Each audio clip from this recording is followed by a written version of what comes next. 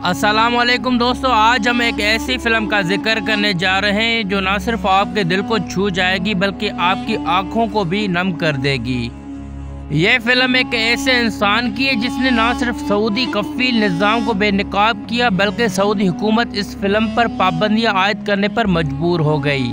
یہ کہانی ہے نجیب کی، اور یہ کہانی شروع ہوتی ہے 1993 سے، جب وہ کیرالہ کے ایک چھوٹے سے گاؤں میں رہتا تھا۔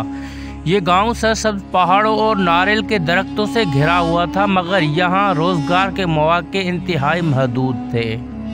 نجیب ایک محنتی نوجوان تھا جو اپنی زندگی بہتر بنانے کے خواب دیکھتا رہتا تھا۔ وہ اکثر اپنے گاؤں کے لوگوں کو دیکھتا جو عرب ممالک میں جا کر کامیاب ہو گئے تھے، اور واپسی پر وہ ایک خوشحال زندگی گزار رہے تھے۔ ان کی بڑی بڑی گاڑیاں، پکے مکانات اور بہتر زندگی نجیب کو بھی اس جانب کھینچنے لگے۔ نجیب نے بھی بہت خواب دیکھا کہ وہ عرب ممالک جا کر اپنی قسمت بدلے گا اور اپنے خاندان کو غربت سے نکال کر ایک بہتر زندگی فراہم کرے گا، مگر اس کے پاس نہ تو زیادہ تعلیم تھی اور نہ ہی زیادہ وسائل۔ اس کے پاس بیرون ملک جانے کے لیے پیسے بھی نہیں تھے اور کوئی خاص ہنر بھی نہیں تھا، لیکن اس کی آنکھوں میں امید کی چمک تھی اور وہ کسی طرح سے سعودی عرب جانے کا فیصلہ کر چکا تھا۔ پھر ایک دن نجیب کی زندگی میں ایک موڑ آیا جب اس کی ملاقات ایک ایجنٹ سے ہوئی جس نے اسے سعودی عرب میں ایک سپر مارکیٹ میں سیلز مین کی نوکری دلوانے کا وعدہ کیا، لیکن ساتھ ہی اس نے نجیب کو بتایا کہ اس نوکری کے لیے اس کا کافی خرچہ آئے گا جو نجیب کے جیب سے زیادہ تھا۔ خیر، اس نے اپنی زندگی بیچ کر ویزا کی فیس جمع کی اور سعودی عرب جانے کے لیے تیار ہو گیا۔ سعودی عرب پہنچنے پر نجیب کو اس کا کفیل لینے آیا، لیکن یہ ملاقات کسی خوشگوار استقبال سے بہت دور تھی۔ اس اجنبی کفیل کا رویہ سخت اور بے رحم تھا جس نے نجیب کے دل میں بے چینی پیدا کر دی۔ جلدی سے کفیل اسے ایک ویران اور دور دراز ریگستانی علاقے میں لے گیا جہاں سوائے ریت کے ٹیلوں اور گرم ہوا کے کچھ بھی نہیں تھا۔ جیسے جیسے وہ گاڑی کے ذریعے اس اجنبی علاقے میں آگے بڑھتے گئے، نجیب کے دل میں امید کی جگہ خوف اور اندیشیوں نے لے لی تھی۔ اس نے سوچا تھا کہ شاید وہ کسی شہر میں جائے گا جہاں کام اور زندگی کی بہترین سہولتیں دستیاب ہوں گی، لیکن جب وہ اس اجنبی سرزمین پر پہنچا تو اسے اندازہ ہوا کہ اس کا خواب حقیقت میں ایک بھیانک خواب میں تبدیل ہو چکا ہے۔ اس علاقے میں نہ کوئی شہری آبادی تھی اور نہ ہی کوئی سہولیات، ہر طرف ویران صحرا پھیلا ہوا تھا، اور وہاں جا کر اسے معلوم ہوا کہ اس کا کام بکریاں چرانا ہے۔ یہ کام نہ تو اس کی صلاحیتوں کے مطابق تھا اور نہ ہی وہ اس کے لیے ذہنی طور پر تیار تھا۔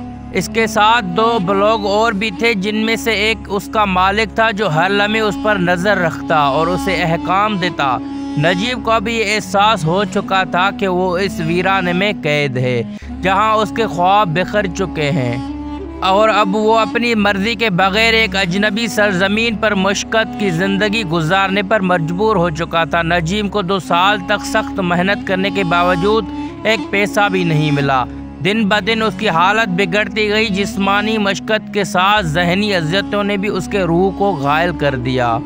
اس کا مالک نہ صرف اس سے جانوروں کی طرح کام لیتا بلکہ اس نے اس کی آزادی اور خود مختاری کو بھی رون ڈالا تھا۔ نجیب کی زندگی اب غلامی کی بدترین مثال بن چکی تھی، جہاں اس کی نہ صرف محنت کو لوٹا گیا بلکہ اس کی انسانیت کو بھی کچل دیا گیا۔ اس کا ہر دن ایک نئی اذیت کے ساتھ تلخ ہوتا۔ نجیب کو مارا پیٹا جاتا، اسے اپنی مرضی سے کوئی فیصلہ کرنے کا کوئی حق نہیں تھا، اور دن بھر کی مشقت کے بعد کھانے کے لیے اسے صرف ایک خشک روٹی دی جاتی۔ اسے نہ تو نہانے کی اجازت تھی اور نہ ہی صفائی کا کوئی انتظام تھا، جس کی وجہ سے نجیب کی حالت بدتر ہو گئی تھی۔ نجیب کی زندگی ایک جیل کی طرح بن گئی تھی، لیکن پھر ایک رات آئی جب نجیب کی ہمت جواب دینے کی بجائے بیدار ہو گئی۔ اس کا مالک گہری نیند میں تھا۔ نجیب کے دل میں آزادی کی چنگاری بھڑکی، اور یہ وہ لمحہ تھا جس کا وہ 2 سال سے انتظار کر رہا تھا۔ وہ آہستہ آہستہ اپنے خیمے سے باہر نکلا اور ارد گرد کا جائزہ لینے کے بعد اس نے دوڑ لگا دی۔ اب ریگستان کی ٹھنڈی ہوا اس کے چہرے کو چھو رہی تھی، اور ہر قدم کے ساتھ اسے یوں محسوس ہو رہا تھا جیسے وہ قید کی زنجیروں کو توڑ رہا ہے۔ اب نجیب نے اپنی جدوجہد جاری رکھی اور تقریباً کچھ ہی دنوں تک پیدل چلنے کے بعد ایک سڑک پر پہنچا۔ وہاں ایک مہربان شخص نے اسے اپنی گاڑی میں سوار کیا اور ریاض لے گیا۔ ریاض پہنچ کر نجیب کو کیرالہ کے لوگوں کا ایک ریسٹورنٹ ملا جو بھارت کے ریاست کیرالہ سے تعلق رکھنے والے افراد چلاتے تھے۔ اس ہوٹل میں نجیب نے کھانا کھایا اور وہاں موجود لوگوں سے مدد بھی حاصل کی کیونکہ وہ لوگ اس کے علاقے اور زبان سے واقف تھے۔ نجیب کی حالت دیکھ کر ریاض کی پولیس نے بھی اس کی مدد کی۔ وہ تقریباً 10 دن تک جیل میں رہا مگر یہ جیل اس کے لیے کسی عیاشی سے کم نہیں تھی۔ اس نے وہاں اچھا کھانا اور آرام دہ بستر پایا۔ آخرکار سعودی عرب کی انتظامیہ نے نجیب کی حالت کو سمجھتے ہوئے اسے بھارت واپس بھیجنے کا فیصلہ کیا۔ جب وہ اپنے گھر واپس پہنچا تو اس کا وہ بیٹا جو اس کی رخصتی کے وقت اس کی بیوی کے پیٹ میں تھا اب وہ 2 سال کا ہو چکا تھا۔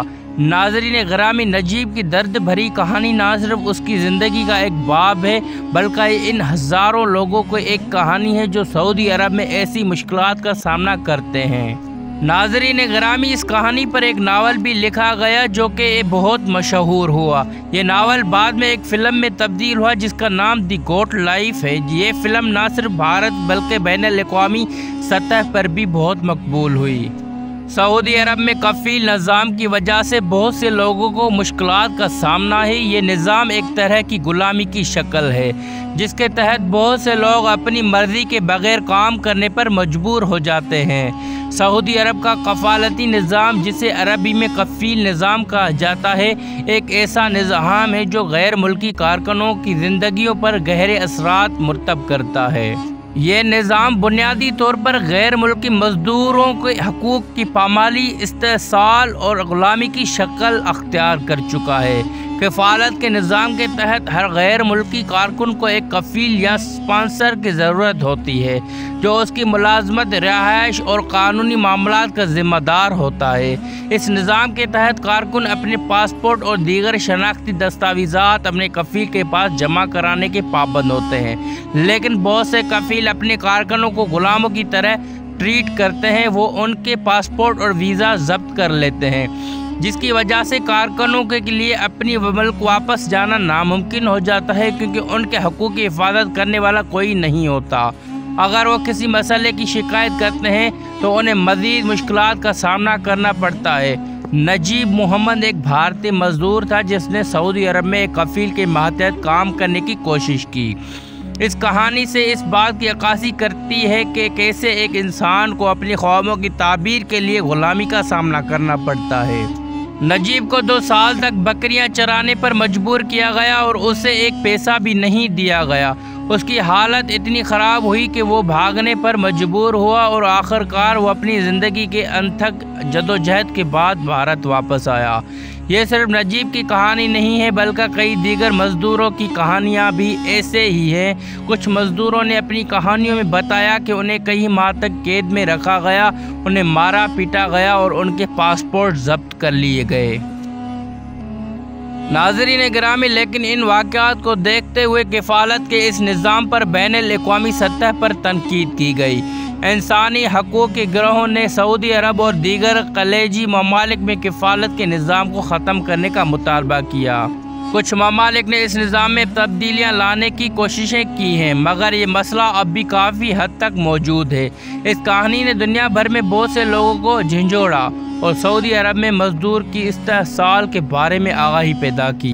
نجیب کی کہانی ایک یاد دہانی ہے کہ جب لوگ بہتر زندگی کی تلاش میں دوسرے ممالک کا رخ کرتے ہیں تو وہ اکثر بہت سی مشکلات کا سامنا کرتے ہیں جنہیں وہ اپنی زندگی میں کبھی سوچ بھی نہیں سکتے تھے۔